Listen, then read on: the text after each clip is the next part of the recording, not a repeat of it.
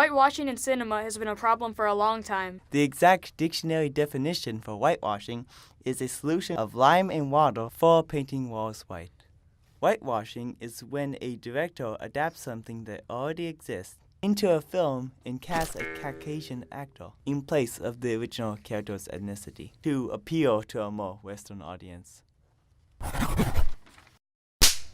The problem stems from studio executives being very loose with their casting choices, because it's their belief if you want a film to be relatable, you need a white lead.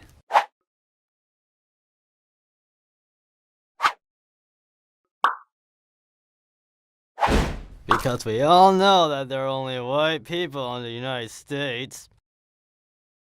Here is a studio getting ready for a shoot when the black actor had to go to the bathroom. The director got tired of waiting and decided to have a white guy take his place. What the heck, bro?